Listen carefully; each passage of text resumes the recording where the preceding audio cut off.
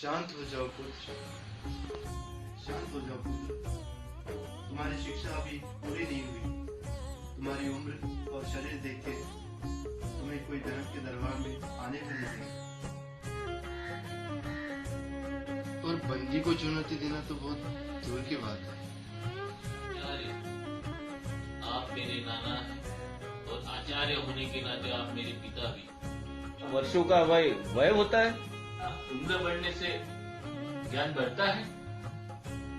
आचार्य, अगर मैं बंदी से परास्त हुआ तो क्या मैं मेरे पिताजी का ऋण उतार पाऊंगा? विजयी हो गया तो पिताजी की कीर्ति बढ़ा पाऊंगा। ये पुरुषार्थ मुझे करने दो। मुझे आपकी शिक्षा पे पूरा विश्वास है। मुझे आज्ञा दीजिए आचार्य। जाओ, विजय हो।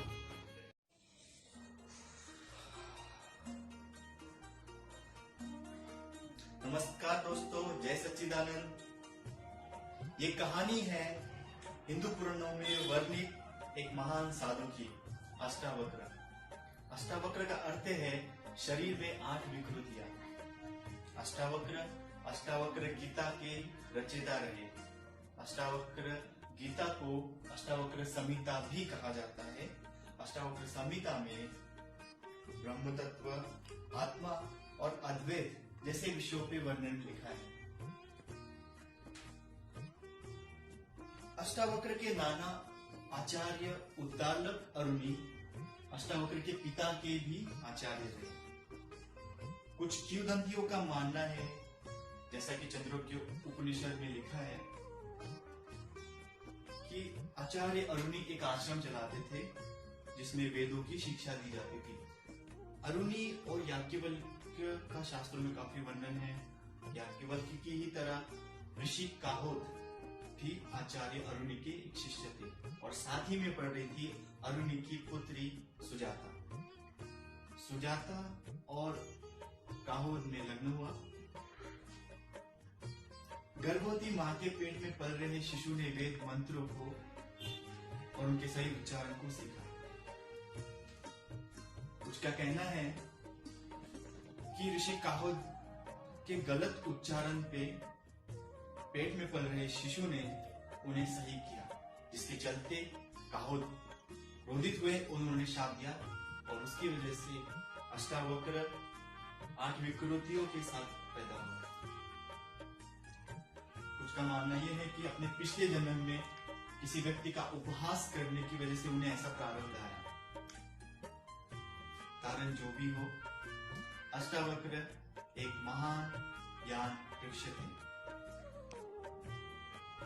अष्टावक्र को जब इस बात का पता चला कि उसके असली पिता ऋषि काहोद थे और निर्धनता की अवस्था में, धन की अभिलाषा में वो जनक के दरबार में गए थे, वहां घमंडी आचार्य वंदी से उनका शास्त्रार्थ हुआ और वंदी ने ये शर्त रखी कि शास्त्रार्थ में हारने वाले को जल समाधि लेनी पड़ेगी। दोनों का शास्त्रार्थ हुआ। काहोद हार गए और उन्हें जल समाधि लेनी पड़ी। ये बात जानकर अष्टावक्र ने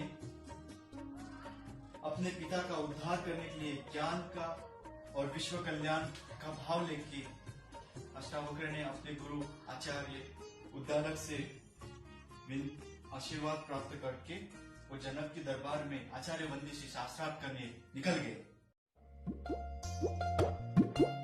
आत्मा को जानने का सत्संग ही ठिकाना है। आत्मज्ञानी दादा का यहाँ मिलता खजाना है। आत्मा को जानने का सत्संग ही ठिकाना है। आत्मज्ञानी दादा का यहाँ मिलता खजाना है।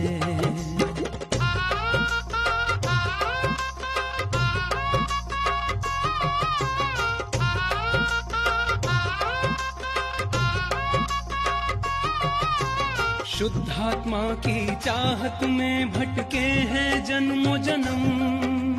शुद्धात्मा की चाहत में भटके हैं जन्मों जन्म।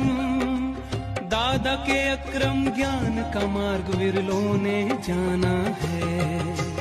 कोई गुरु नहीं कोई शिष्य, ये सत्संग निराला है। हो कोई गुरु नहीं कोई शिष्य, ये सत्संग निराला है। दादा के तत्व ज्ञान ने सबको आत्मा बनाया है।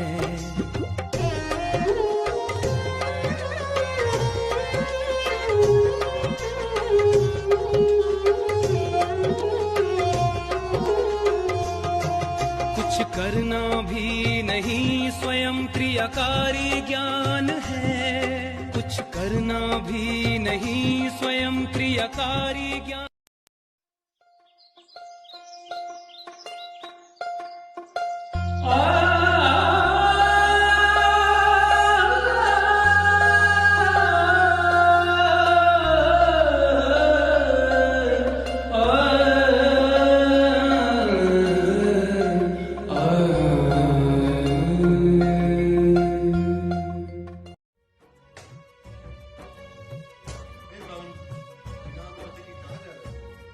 हे द्वारपाल, मैं आचार्य बंदी को ढूंढ रहा हूँ। मुझे उन्हें शास्त्रार्थ के लिए चुनौती देना है। हे ब्राह्मण, तुम अभी बालक हो। आचार्य बंदी को चुनौती देने से अच्छा है तुम किसी आचार्य की शिक्षा लो, वो तुम्हारे लिए बेहतर है। हे द्वारपाल, आपकी एक छोटी सी चिंगारी भी जंगल को खाक कर सकती है। बाल पकने से कोई ज्ञानी नहीं होता, ना ही धनी और कुलीन होने से कोई बड़ा। ज्ञान की साधना करने वाला ही रित और महत्व होता है। ज्ञान रित हूँ, इसलिए मुझे अंदर जाने दो, अथवा महाराज जनक और आचार्य बंदी को मेरी आने की सूचना दो। द्वारपाल, उन्हें भीतर आने दो। अश्वसेन, उसे अंदर आने दो।